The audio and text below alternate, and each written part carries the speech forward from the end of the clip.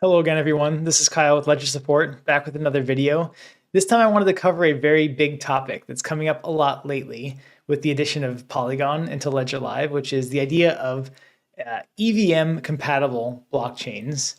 EVM stands for the Ethereum Virtual Machine. And when I say a blockchain is EVM-compatible, that means it implements the same instruction sets. It talks the same language as the Ethereum network. And what this means for developers is that when you develop some code for Ethereum, you can take that same code and you can move it to any other EVM-compatible blockchain without changing the code at all, which is very friendly for developers. If you've already made Uniswap once, don't redesign the code, just deploy Uniswap onto another network, like Polygon, like Binance Smart Chain, like Avalanche, like Phantom, Arbitrum. These are all examples of EVM-compatible blockchains, which as a user, this has a certain level of familiarity to it. You start seeing these protocols that you already understand, you already know. You're used to seeing SushiSwap, and you can find it on all the networks that support SushiSwap. They just deploy to Harmony and to Optimism and Avalanche and whatever. So it can seem too easy in a way, and you don't sort of realize what's going on. What's going on is that these are two separate networks. These are truly separate blockchains. Ethereum and Polygon, and whenever I say Polygon, just think I'm saying, if you're coming in with like the mindset of Binance Smart Chain, just when I say Polygon, just map it in your mind to BSC, because it's the same idea. Ethereum and Polygon are two separate blockchains. Assets exist on one or the other. When you execute a transaction to the blockchain, you're telling one of them, you're telling whichever one you're interacting with what you're doing. You have to choose which blockchain you're using whenever you go to send a transaction. The things that make this a little bit confusing, though, is that your address on Ethereum is the same number as your address on Polygon, which is the same number as your address on BSC, on Avalanche, on Phantom, etc.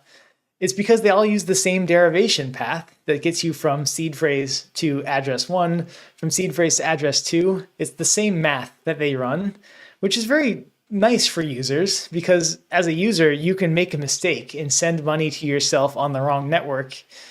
And since you own the address on all of the networks, you can remedy that problem. You can just, oops, I sent it to myself on the wrong network. Let me go to that network and send it back or send it around.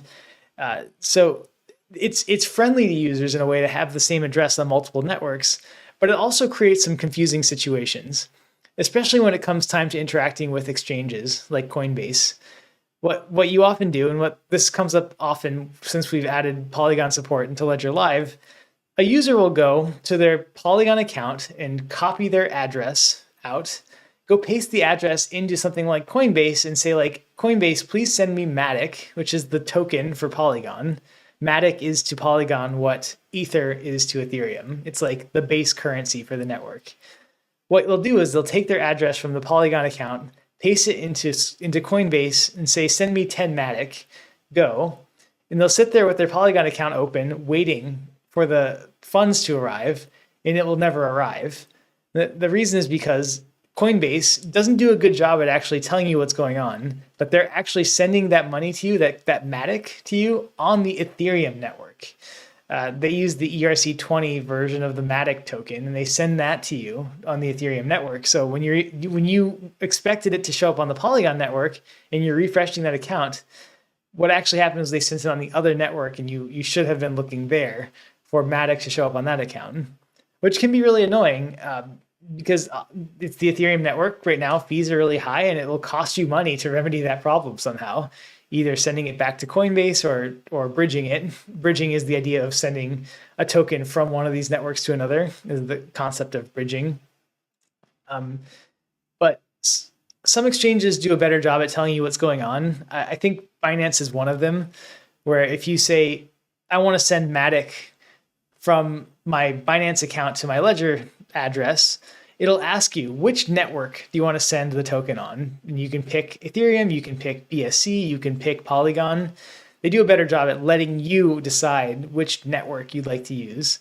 But if this is the first time you're interacting with this concept, just know that you need to start thinking about which blockchain you're on when you start talking about tokens. So you no longer want to say, I have USDC. What you need to say is, I have USDC on Ethereum. I have USDC on Polygon. I have USDC on Binance Smart Chain. You see where I'm going with that? It's like the token is not enough to identify where your money is anymore. It's token on blockchain is a more complete way to say that. And then you can use a bridge to go like, well, I have USDC on Binance Smart Chain and I want to move it to Polygon. And so you need to find a BSC to Polygon bridge out there somewhere that lets you transfer that USDC from one to the other. Okay, I hope that covered the concepts well. There are two things to know. One of them is you have the same address on all of these networks. And when you're interacting with tokens, you need to know which network you're interacting with. Those are the two places where the confusion lies. And just knowing that is enough to get most people out of the predicament they're in. Now, I want to actually show you more practically how to go about using these networks. Because if you are familiar with MetaMask, or you just set up MetaMask by watching the previous video of mine, you'll be in a situation where you're one step away from being able to use these other networks. And it would be a shame for me to not show you how to do that. So let me switch the view here. Okay, so I mentioned this before, but I just want to say it again. Whenever you're using MetaMask with a ledger, all you need to do is have the ledger open, unlocked, and the Ethereum app opened. The Ethereum app does all of the interactions that MetaMask needs from your ledger. And so you can go do all of this stuff on all these other networks with the Ethereum app just open and ready. And if you haven't already, go into the settings and turn on blind signing, because inevitably we will encounter a blind sign pretty quickly into this process. So make sure that's on. I covered that in a previous video, but just adding it for thoroughness. Okay, and now you're wondering, why am I on SushiSwap of all things? SushiSwap's just a place you can go exchange one currency for another, but I call this is like my pro move for adding additional networks to your MetaMask. When you set up MetaMask right from the beginning, you end up with just one network here, Ethereum mainnet. There's a lot of space here, and you're like, what do I do? And when you go look up tutorials for how to add Polygon, it'll say, go to here, click add network. It'll pop open this thing that you want to type a bunch of stuff and RPC URLs. And you're like, blah, whatever. I don't want to do that. Turns out that SushiSwap has a really cool way to inject the network into MetaMask. So if you click here in this little Ethereum icon, it'll pop open a list of all EVM compatible networks that happen to have SushiSwap deployed on it. And from here, by clicking it, it will attempt to change the network, which means that MetaMask will pop up saying, hey, app.sushi.com wants to add Polygon to your MetaMask. And I'll click approve, switch, and suddenly, check this out. I'm on the Polygon network, if you see that SushiSwap icon. And now I have forever, like permanently in my MetaMask here, I have the ability to pick Polygon as a network. So I have Ethereum, Polygon, and when I first found this, I was like a kid in a candy store here. I'm like, oh yes, Avalanche, amazing. Okay, let's add Avalanche to SushiSwap, or add Avalanche to MetaMask. I mean, approve, switch, sure. Phantom, I've heard of that. That's cool. Let's go to Phantom. SushiSwap wants to add Phantom. Sounds good. Switch. And now look how loaded I am. My MetaMask account, or my MetaMask extension here, has Ethereum, Phantom, Avalanche, MATIC, which is Polygon, and I can just switch freely between them. And I can go to other websites too. I'm not like stuck on SushiSwap or anything like that. And just to illustrate the point I had earlier, that address 0x315 doesn't change depending on which network I'm on. I am address 0x315 on Ethereum. I'm 315 on Polygon. Let's add BSC because that's a really popular one too. BSC. There you go. So yeah, and I am also, just for thoroughness as well, I'm also 0x315 on Binance Smart Chain. So there you go. Like, this is all it takes to get from the end of that how to set up MetaMask with Ledger video to how do I use Polygon with MetaMask and Ledger? How do I use BSC with MetaMask and Ledger? You just get get it set up where you have a bunch of networks in your MetaMask network picker, and you can use that account across all these different networks. And I definitely recommend giving it a shot, especially with something like Polygon, where you'll find all of the big DeFi protocols have deployed their code.